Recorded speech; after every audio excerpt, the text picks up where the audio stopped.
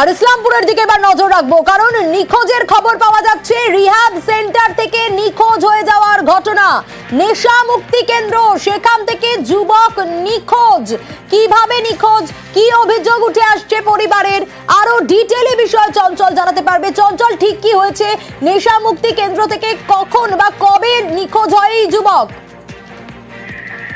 দেখো সোনিয়া, তোমাকে জানিয়ে রাখি যে গত আগস্ট মাসে এক কাদির নামে এক ব্যক্তি তার ছেলেকে ইসলামপুর যে নেশা কেন্দ্র মুক্ত রয়েছে, যেটা সিদ্ধাঙ্গি পাড়া এলাকায় অবস্থিত, সেই নেশা কেন্দ্র কিন্তু নেশা মুক্ত কেন্দ্রে ভর্তি করেছিল এবং ভর্তি করার পরে প্রায় আড়াই মাস পরে কিন্তু ওই যুবক হঠাৎ করে নিখোঁজ হয়ে যায়। এরপরে পরিবারের লোকজনের সন্দেহ হয়, সন্দেহ করে ইসলামপুর থানায় অভিযোগ করতেই কিন্তু ওই নেশা কেন্দ্রের যে মালিক রয়েছে অরিন্দম রায়, তিনি কিন্তু ওই নেশা কেন্দ্র মুক্তটা কিন্তু বন্ধ করে পালিয়ে গেছে। এরপরে কিন্তু যা অভিযোগ আরো উঠে আসছে যে ওই হরিরামপুলি আরো এক বাসিন্দা, তিনি তার ছেলেকে কিন্তু ওই নেশা কেন্দ্র মুক্ততে ভর্তি করেছিলেন। তার যে অভিযোগ যে তার ছেলেকেও কিন্তু বেধড়ক মারধর করা হতো, অত্যাচার চালানো হতো, এরকম অভিযোগ কিন্তু ইসলামপুর থানায় করে।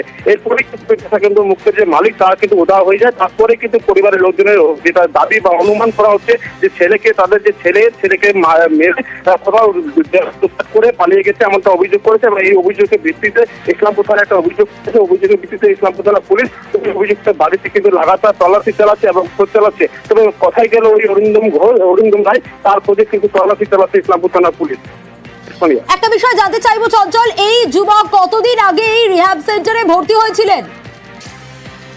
দেখো, আগস্ট মাসের 23 তারিখে কিন্তু ওই যুবককে কিন্তু ওই ইসলামপুর যে নেশা কেন্দ্র মুক্তি রয়েছে সেখানে কিন্তু ভর্তি করেছিল। তারপরে কিন্তু নভেম্বর মাসে কিন্তু হঠাৎ করে নিখোঁজ হয়ে যায় ওই যুবক। এরপরে পরিবারের লোকজন যখন জানতে পারে যে সানজাল নামে ওই যুবক কিন্তু নিখোঁজ হয়ে যায়, তারপরে ইসলামপুর থানায় একটি নিখোঁজ ডায়েরি করা হয়। তারপরে তার কোনো খোঁজ পাওয়া যায়নি। নিখোঁজ ডায়েরি হওয়ার পর থেকে কিন্তু ওই নেশা কেন্দ্রের যে মালিক রয়েছে তিনি কিন্তু সেই নেশা কেন্দ্র মুক্ত বন্ধ করে কিন্তু সেও কিন্তু উধাও হয়ে যায়। তো পরিবারের লোকজনের অনুমান হচ্ছে বা দাবি করা হচ্ছে যে তার ছেলেকে তারা পিটিয়ে ফোন করেছে এবং দেহ রেকর্ড করে কিন্তু ওই হোমের মালিক পালিয়ে গেছে, এমনটা অভিযোগ করেছে। এবং এই অভিযোগের ভিত্তিতে কিন্তু ইসলামপুর থানা পুলিশ ওই অভিযুক্ত খোঁজে কিন্তু তল্লাশি চালাচ্ছে। তবে অভিযুক্ত কোথায় গেল তার কিন্তু এখনো খোঁজ পাওয়া যায়নি বলে পুলিশ সূত্রে জানা যাচ্ছে। বেশ।